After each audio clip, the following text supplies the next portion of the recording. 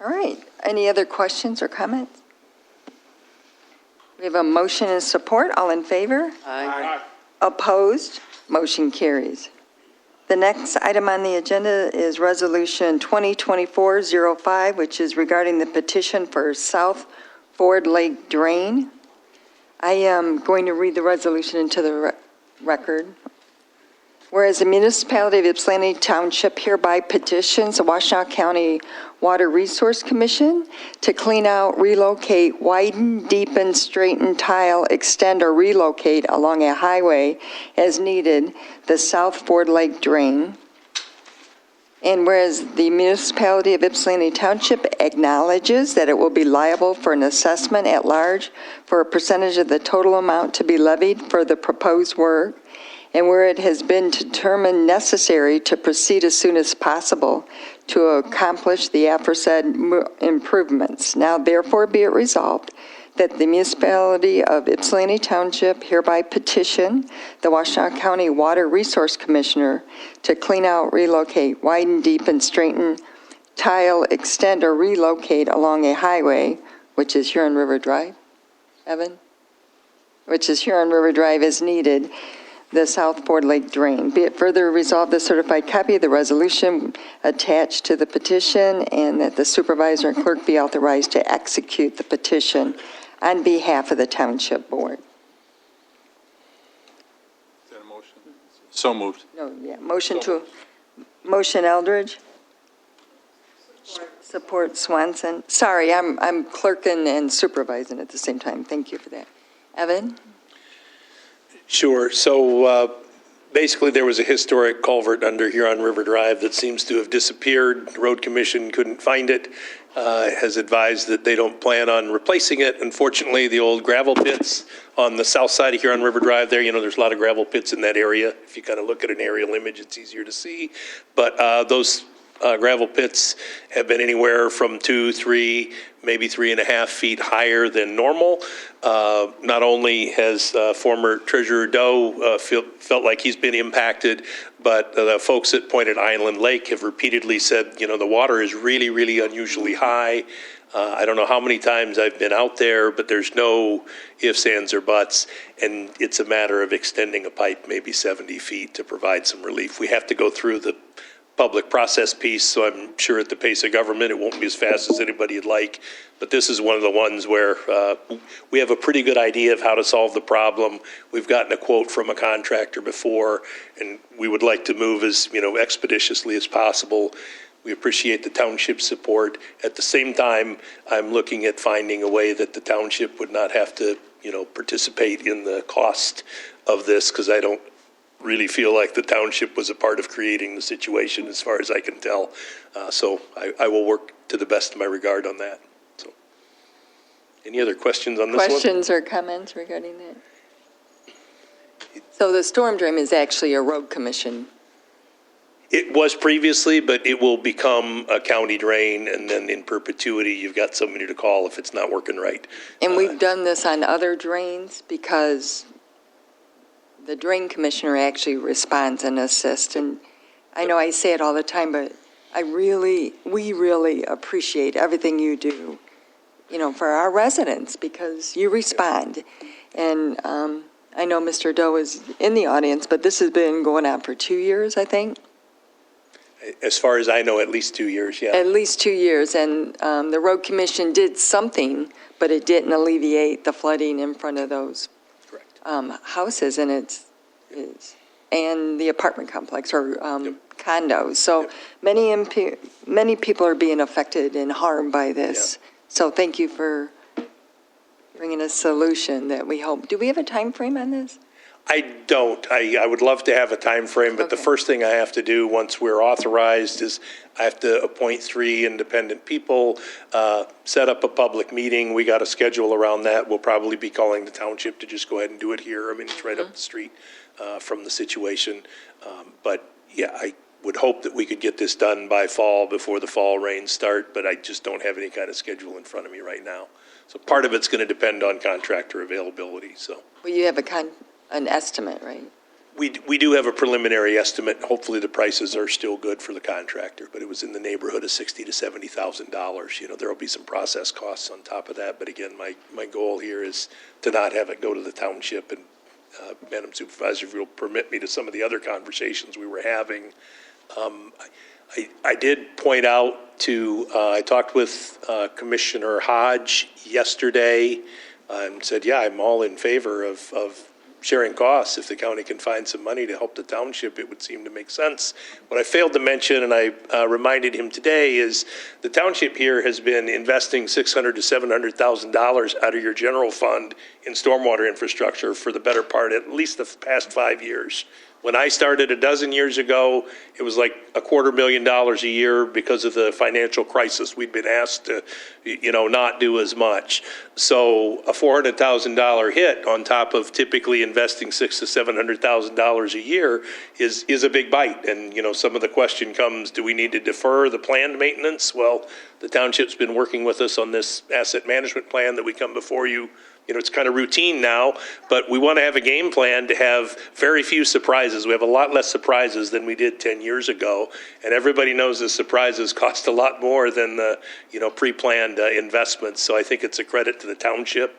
I also reminded Commissioner Hodge and the administrator, I looped them both in on this to make sure they had the same information that was in my head that I'm sharing now, that the township also has more miles of drainage infrastructure than any other community in the county. Not, Ann Arbor, Augusta Township, or whatever. You've got the better part of 130 some miles of infrastructure, partly because you've done a great job with new subdivisions. And every new subdivision that comes in, anywhere the drainage is shared, there's a public agency to solve the problem. If it's just one person in one yard, they can manage their own yard, but they can't manage their neighbors from upstream. So just, those points, again, to reinforce that the township has been investing for quite some time.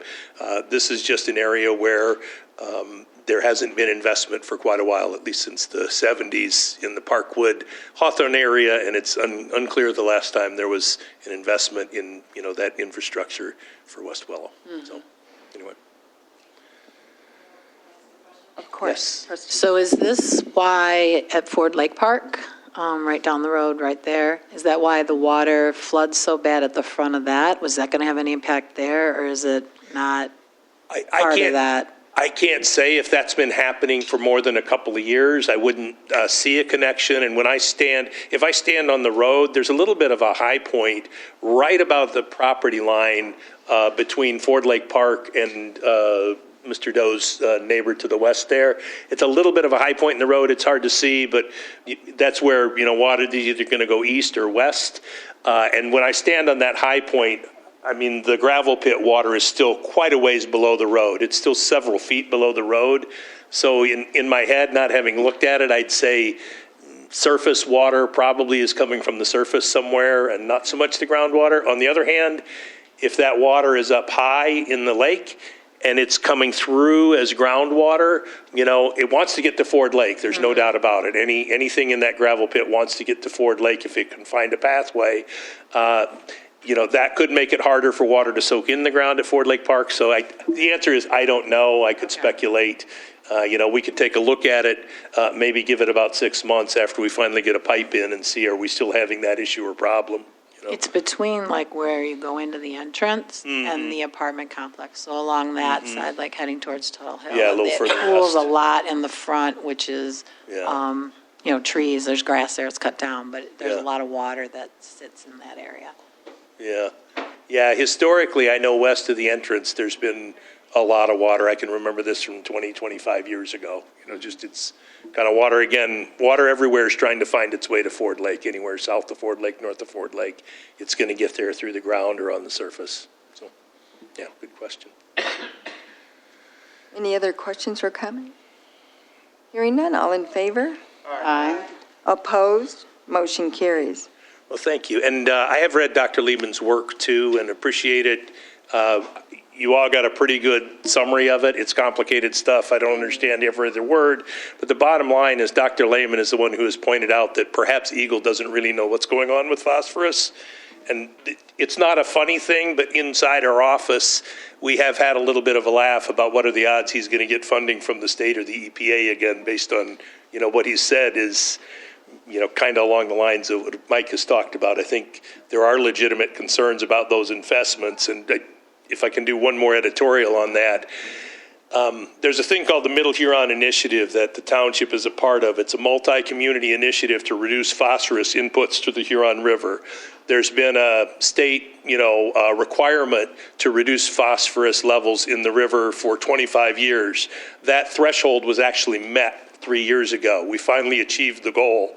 And at the same time, one of the things achieving that goal was the Ann Arbor treatment plant invested, I'm going to say about $120 million and reduced their phosphorus to the level that Eagle required at that time. All of that was done, and the reward for everyone working hard, spending money, and meeting that requirement is, we still have the algal bloom, so Eagle said, we'll just lower the phosphorus level, and all the municipalities need to make investments to reduce that. Maybe not at so much the township, but I'm going to have some good news next time I see you. We're just working on a little summary of what the rain gardens have been doing, for example, and all the other things besides these big capital projects. But the point is, I think it is a real concern that doing something upstream may or may not help, and that maybe Dr. Lehman is the one who's the smartest one in the room about how can we do some things at Ford Lake that are not the same as, the thing that binds you up with the Federal Energy Regulatory Commission, where drawing that water down from the bottom of the dam has helped you in past years, but you can't always do that because of the requirements you've got for your hydro plant there in a dry year. That's just impossible to do. So it's a worthwhile study, and I'll just close with saying there was a similar thing on a scale of, probably, 10 times the investment and the amount of money between Detroit and Oakland County.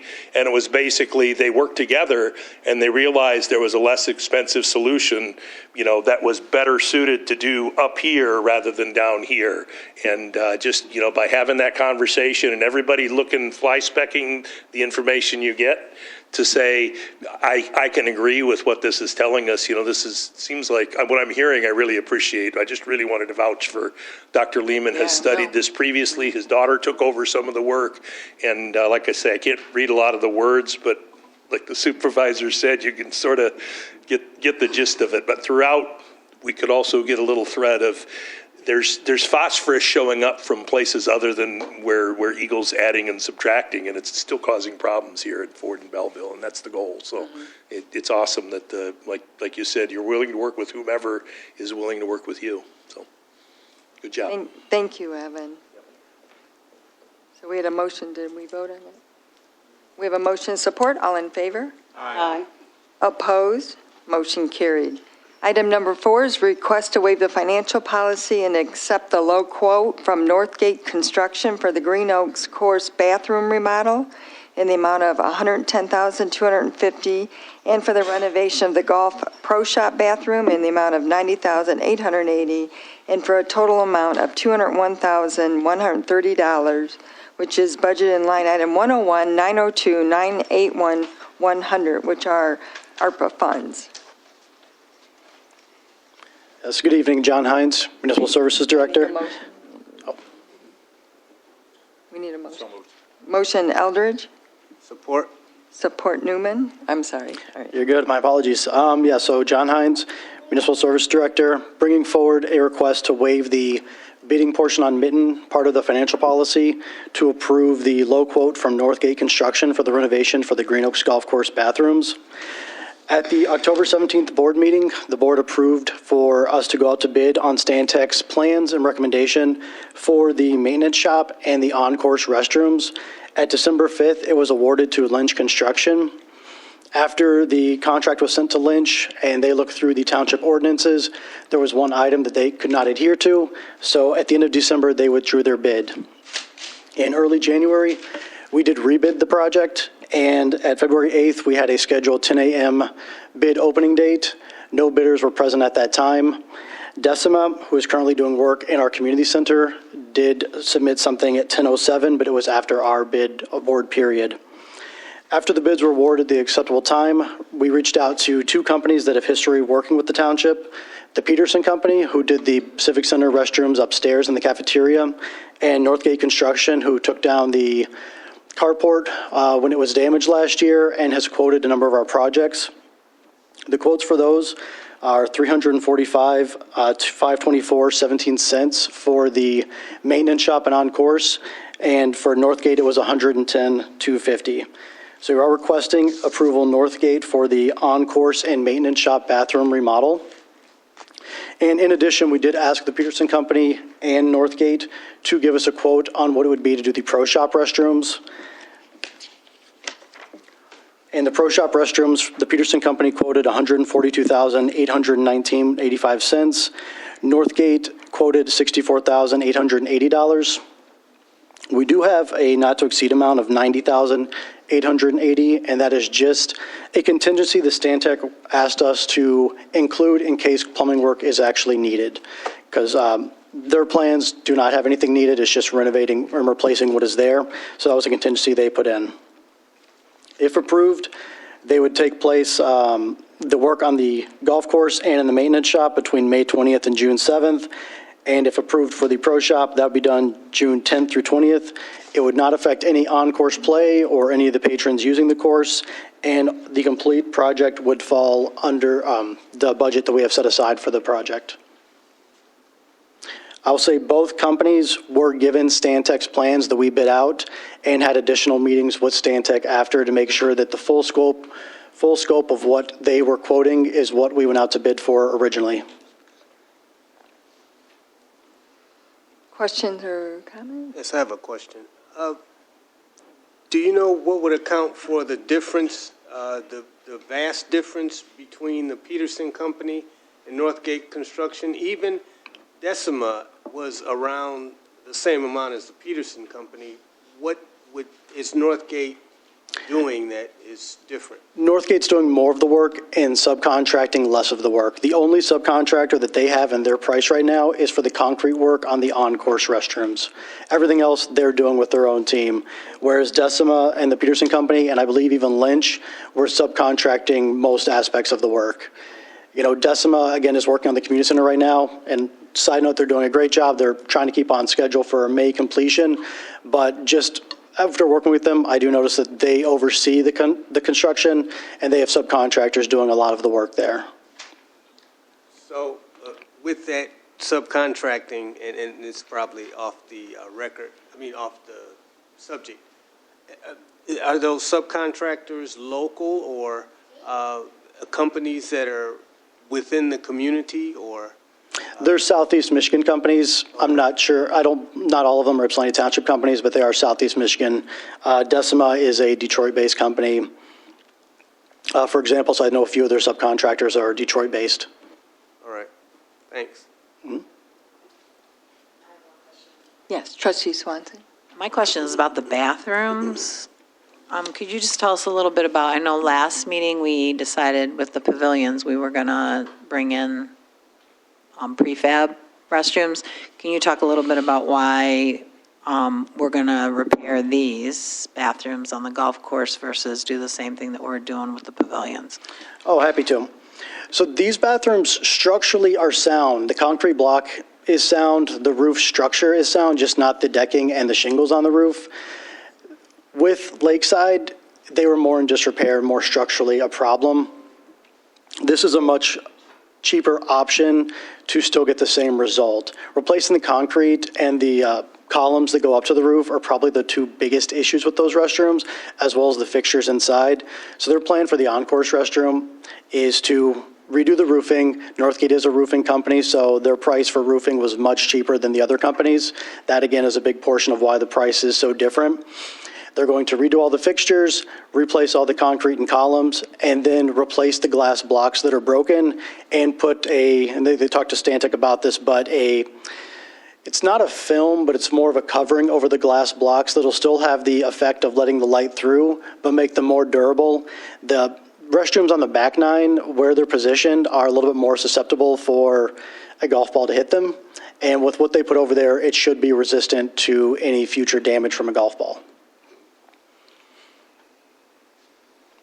The price for, redoing the restrooms and not prefab, because the prefabs, after we did the stainless, was about $124, $118 each, is substantial, because I think they quoted per bathroom. Let me get the exact price for you.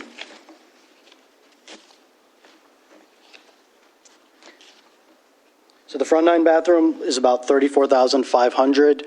The roof work for both combined is $11,500. So it's roughly $40,000 per bathroom, $80,000 cheaper than a prefab bathroom would have been for the desired same result.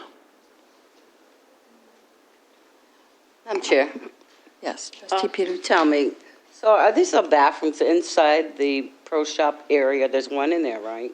So the last additional 64 to 90,000 we're looking to approve is for the 2 in the pro shop. The current restrooms, I can't state because I was not here if they're original with the facility, but they are dated. They're not ADA applicable. And there's one issue that they look to fix I do think would be a big improvement for the female golfers that we have at the course. So I'm not sure if you've been in the pro shop, but where the restrooms are located currently, when you walk in, the door to the restrooms is kind of straight ahead. There's the women's, then there's a hallway that goes down to the men's. What they propose to do for this is to block off the women's door, make a new door that's on that hallway, and then put a door right there that would then be the men's bathroom door. Because currently, when you open the door to the women's restroom, if you're on this side of the room, you're looking directly in there, and it's just not a comfortable setting. And as with some of the other restrooms included in this, they're dated, they've been there quite a while, so this would be replacing, renovating with flooring, with drywall, with partitions, and with fixtures. So that's all in the building. Is there anything on the golf course getting repaired? The front 9 restrooms on the course and the back 9 restrooms on the course, and those are the ones that are about $40,000 each after you include the roof work.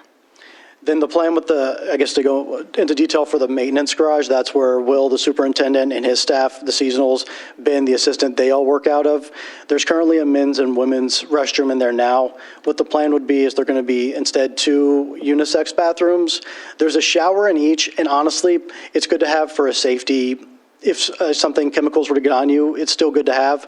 So a restroom would be kept in the left bathroom, but on the right, where that shower would be, is they would take it out and put a utility sink. And that's something that, Will expressed a great need because, of course, they're working on machinery, getting a lot of oil, a lot of grease on them. So they'll be able to wash up and get the chemicals off of them? And the nice thing is, too, is instead of then just all the men use this bathroom, it's going to be nice to be able to, if this one's occupied, go to this one. Like, it's going to be more interchangeable, better accessibility for their staff, so not, waiting in line. And, and again, that is also a little dated, needs updating. So again, new partitions, new fixtures, new flooring, and drywall where it's going to be changed due to the utility sink, as well as new lighting.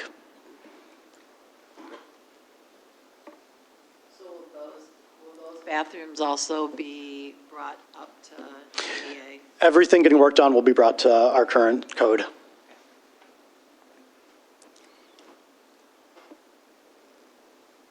Any other questions or comments? Mr. Winters, have you reviewed?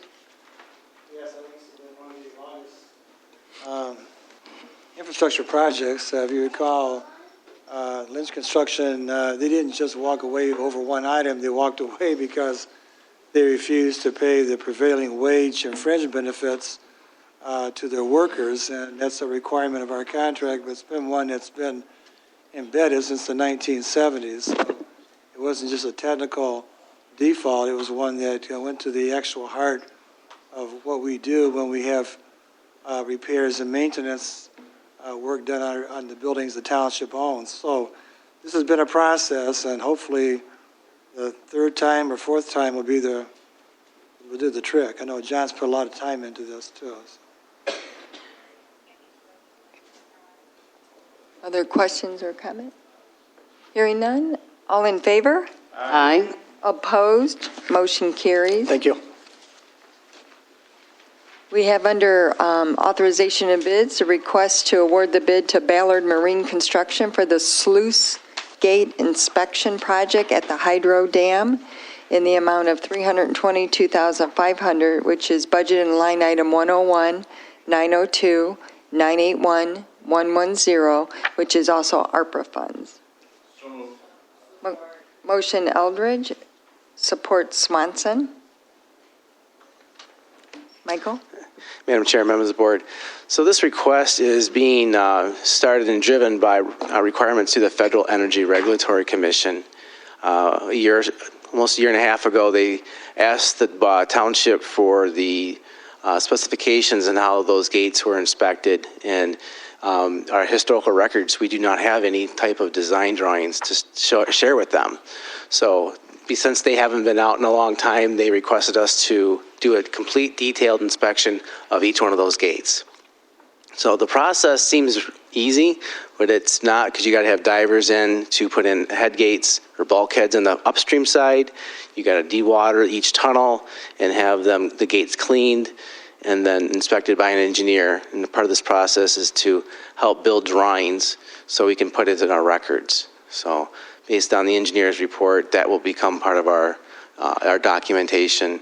So we'll be gearing up for our comprehensive review next year as part of our Part 12. So this will all be stuff that will be discussed in detail for the project's design and safety. And for residents who've never been on a tour of our hydro dam, I encourage everyone to go see it. It's an amazing structure. It was built by Henry Ford in the 40s, and Michael and his team just keeps it in excellent operating condition, and it actually generates green energy alternative for Detroit Edison. So we're blessed to have you and your team, and it's really a beautiful space in our community, historical, that everyone visits. It's like, wow, I didn't know this was here. So I encourage everyone to do that. We have a motion and support. All in favor? Aye. Opposed? Motion carried. Under other business, we had a meeting last night, a special meeting for the firefighter union agreement with Local 1830, and it was asked to be moved to the regular meeting. Karen, are you going to do an overview? I know several of our firefighters are here. Mr. Winters, did you want to start or let Karen go? Okay. So if it's all right with everyone to add that under other business? Yes, Madam Chair. Yes, Madam Chair. Thank you. Good evening, Board. Well, an overview. I promise I won't take the hour and 45 minutes that it took last night. But we have been in negotiations with our firefighters. I think we met with them the first time before Christmas and then have really met with them more since January. It became apparent to both the firefighters and township management that we needed to really look at this contract. We needed to be more competitive with area fire departments to bring in new firefighters. We have one new firefighter, as was introduced tonight, but we have four other positions within that department that needs to be filled. And we needed to be competitive in order to get people here to serve the township. So there were several items that were negotiated in this contract. Mr. Winters will talk probably about the changes that we made back in 2012, 2013, when things were really bad, and we had to create some tiers in the department in order to financially be able to move on. We knew there would become a time when those Tier 2 employees would be more than what the Tier 1 are, as far as number-wise, and that we would eventually have to look at those things again to bring everybody back into equal standing. And we believe that the time is now to do that. So we worked really hard with the union to come up with what we believe is a very competitive contract and bring some equalization in with the Tier 1 and Tier 2 group. We can get rid of the words Tier 2, which would be nice. So if you have any specific questions, I did forward the PowerPoint presentation on to everybody last Friday for them to be able to review. And I'll answer what I can. If I can't answer them, Attorney Winters or Supervisor Stumbo was on the group as well. Or if the three of us can't answer, we've got several of the members of the bargaining committee here tonight that could possibly answer as well. So. And before Mr. Winters dives into a lot of the specifics, I do want to say that this was my first firefighter negotiations, and I know Mr. Doe's here, and he's attended them in the past, and I learned a lot about the operations of the fire department. And in the beginning, when we started in December, the discussion was about attracting new firefighters, being competitive, and Karen Wallen, enough can't be said about you and the work that you put in. No, I'm serious. The knowledge and the work that you put into and the research that you provided, the transparency and sharing of the information with everyone, I think made it a better negotiation for all. But we also learned that retaining firefighters. So we started out the entire negotiations with how to attract new firefighters, and then we were realizing that firefighters were moving who had like 5 years or more experience. They were moving to other departments because they were more competitive. So we wanted to attract and retain and stay in with the millage and the voted dollars for the fire department. And we actually attained that with everyone working together. So with that said, Mr. Winters, if you would like to go in more detail, I really appreciate negotiating with our firefighters and getting to learn more about the operations and who they are and who we are. So it was a positive experience. Madam Chair, at the outset, I think Karen alluded to the fact that none of us, even during the last 12, 14 years of negotiations, have ever really enjoyed using the words Tier 1 and Tier 2. It's something that's not really part of our normal vocabulary in terms of how we try and treat all the township employees. But for reasons beyond our control, back in 2012, 2013, I think Scott may have been the only one on the bargaining team this time around that was present back during that time period. I can recall as all the economic tsunami, as we like to refer to it, that occurred that really forced our hand to create significant changes in the fire contract at that time. So it started out having a reduction in wages and some fringe benefits. Over the years of contract negotiations, we've kept trying to move that ball forward, move towards the goal line and getting back to where we should be. This time around, though, I think it was a little bit different because the firefighting industry, as I understand it, has changed significantly during the last 2 decades or decade and a half.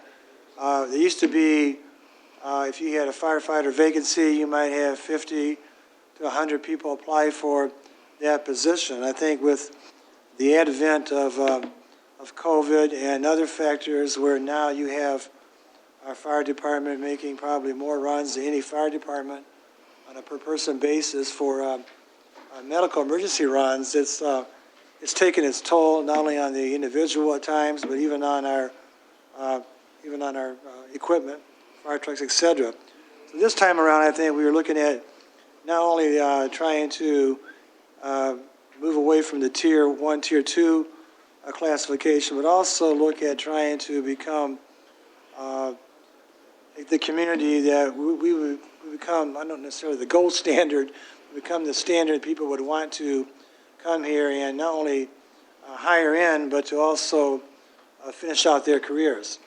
Because it's one thing to recruit, at the same time, there was some legitimate concerns being expressed that as firefighters reached a point where they might be vesting, that at the same time they have to look out for the best interests of their families, and at least our concern was that we didn't want to lose our firefighters to other communities, even though we have made offers to other recent firefighters, only to find out that other fire chiefs had snatched them away from us while they were about ready to enter the front door.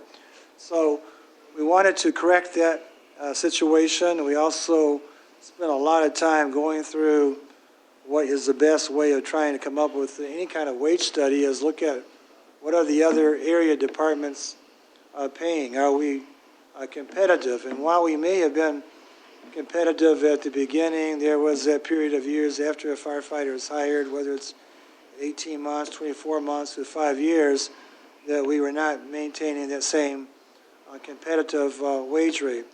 At the same time, our concerns in these negotiations was not just solely fixated on the wages, but also on the safety of the firefighters. And why I say that is, during the last number of years, I think I have read probably just about every fire report that's been prepared by the fire marshals, whether it was Steve Walgren and others before him. And obviously, you get a sense of the danger that occurs whenever you get that alarm to respond to a house fire. We've had house fires where people have responded that have been very, very recent new hires. And that was an issue for the township, because we want to make sure that whenever firefighters respond to a fire, and the one I talked about last night in detail comes to mind, that we have an experienced firefighter there on the scene with the new firefighters. We're going to be hiring 5 new firefighters. One this evening is one of those 5. But it takes orientation, it takes training to make that firefighter, able to be part of a team that's going to be able to protect himself and others. So we want to make sure that we have personnel at all the substations that can respond to fires that actually have an experience. And right now we have captains and lieutenants, but we still had a void because the seniority system guides who gets to put on shifts. And so we came up with what we thought was a solution where every substation would have a new category of firefighter called a Class A firefighter, which requires that firefighter to have 5 years of experience with the Township Fire Department. Also requires that person, that firefighter, to complete, I think I'll probably say it wrong, is fire training course 1 and 2, and some other kinds of training that will allow that person to have more of a leadership position, so that if, in fact, there is a response from a substation, there will always be at least at a minimum, a Class A firefighter, that person, again, being 5 years experience with all the training. It's someone that can take charge until a lieutenant arrives, or a lieutenant may be part of that substation. But we want to make sure that we protect the safety of the firefighters, because we're going to have 7 new firefighters in a short period of time that will comprise almost 25% of the department. And it's important. I know the chief feels very strong about the training components that are in this contract, and trying to make sure that the state of Michigan requirements are fulfilled in a good faith manner, and that we have all of our firefighters trained.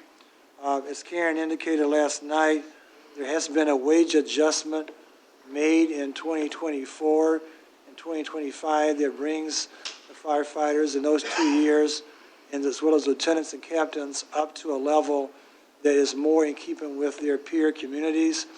There's also going to be a wage percent increase outlined there too, Karen. I think it's going to start out at the 3%. 3% in 2024, 3.5 in 2025, 4% in 26, and 4% in 27. And so again, we felt those wage increases, in keeping with the wage adjustments, coupled with the issue of creating a Class A firefighter position that also requires a Class A firefighter, additional oversight as well as additional incentives is going to not guarantee, but it's going to go a long ways towards at least ensuring the paramount safety of the firefighters. In regards to a number of other issues, we talked about the holiday pay, where now there's 11 holidays, but all the firefighters are going to be paid the same amount of holiday hours. In the past, I believe, the so-called Tier 2 were being paid for, I think, 10 hours. 80 hours. 80 hours. And then now everybody's going to be paid for the same 18. 18. And so, at the same time, I think our credit should also go to the Tier 1 employees, because there's still 8 or 9 in the Tier 1 employees, and they also had to be part of this approval process, and they also understood that, and as part of building the spirit de corps in any organization, there's been a give and take, and I think probably more of the give has been on the Tier 2 employees, and so now we're trying to reestablish the equilibrium that existed back in 2012. We also, I think, did away with the, we're now rolling in the longevity steps. Each firefighter, once they reach a 5-year, 10-year, 15, 20-year timeline, they're going to enjoy longevity. In the Tier 2 group, they were getting a lump sum. Now it's going to be rolled into their hourly pay. Again, it brings them into equal standing with the other Tier 1 employees.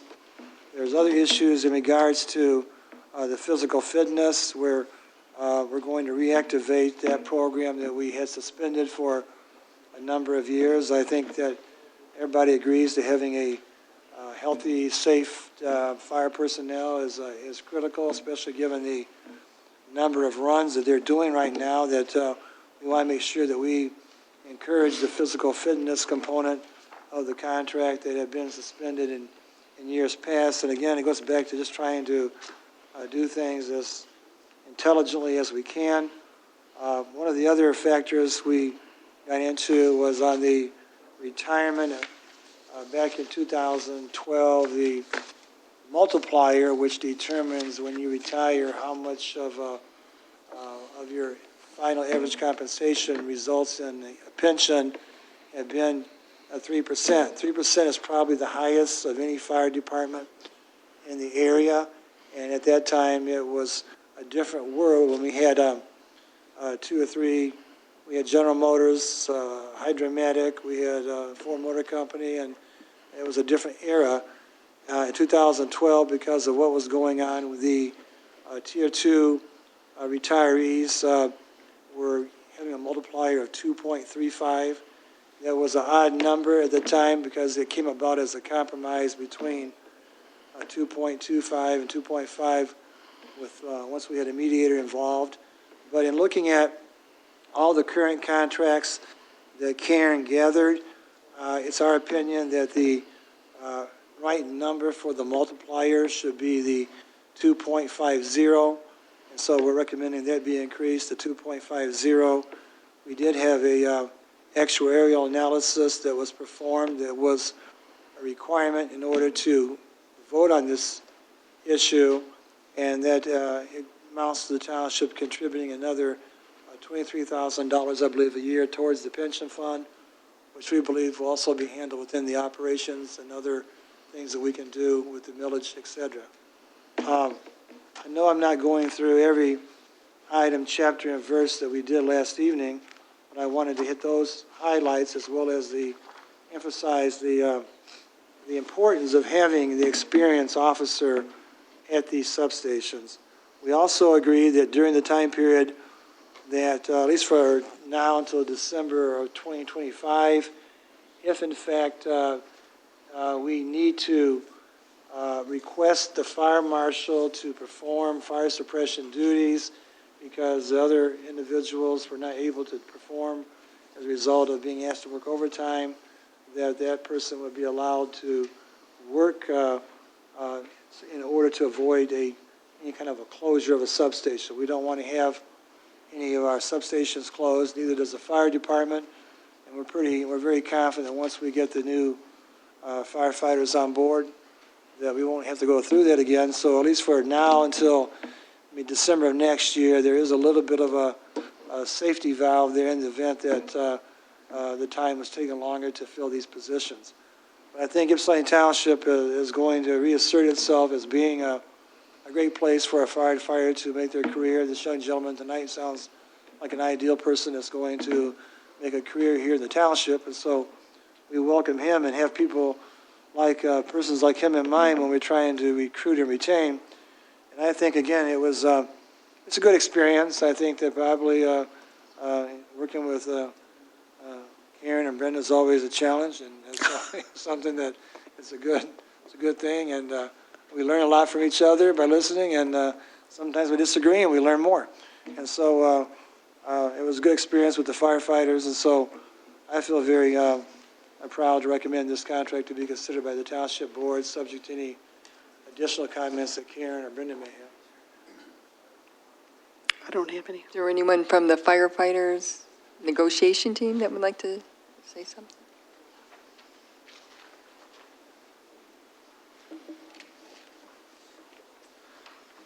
Zach Rowan, I'm the union president.